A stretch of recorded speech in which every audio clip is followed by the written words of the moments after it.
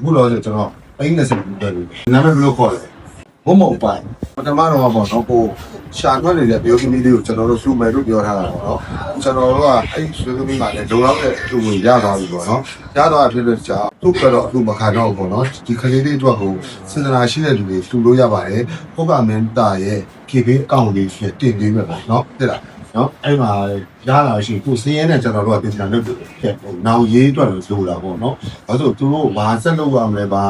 သူတို့ဘွားဘာဆက်လုပ်လို့ရမယ်ရအောင်ဆိုကျွန်တော်တို့လည်းမသိနိုင်ဘူးရတဲ့နေဝင်တော့အမစနစ်ကြတော့ပေါ့နော်ပကလေးကိုရပြီးတော့အမတို့လည်းကိုယ်ပိုင်ကြီးလမ်းတော့ရမှာမလုပ်ပဲလိုက်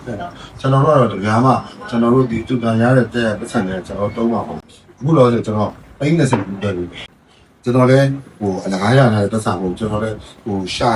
ခွေထားတဲ့ပတ်စံပေါ့နော်အဲ့တဲ့ပြီးတော့အမကိုကျွန်တော်ကစိတ်နဲ့စိတ်ဒီပနေလေးပါမောက်ပိုင်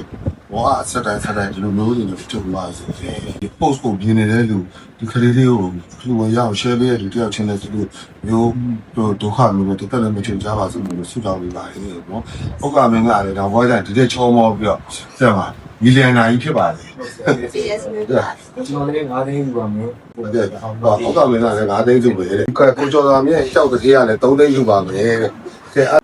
ဆရာစီစဉ်ပါဆရာဟမ်နော်အောက်ကမင်းကအကောင့်နဲ့တုံးပြီးတော့ကျွန်တော်တို့ update ကိုလည်းပေါ့နော်ပြင်ပေးပါမယ်ကျွန်တော်အရန်လို့ရှုပ်ပြီးတော့ရွေးနေတာအောက်ကမင်းကတကယ်လည်းမုံမြတ်ပါတယ်သူအသေးစိတ်ချရေးပြီးတော့ post တွေပါရေးနေကျွန်တော်အဲ့လောက်ကြီးမရေးနိုင်တက်မှာနော်ကဲသမီးလေးနဲ့ဘွားစတိုင်ဒီလိုမျိုးယောဂတွေနဲ့စုံပါစေနဲ့နော်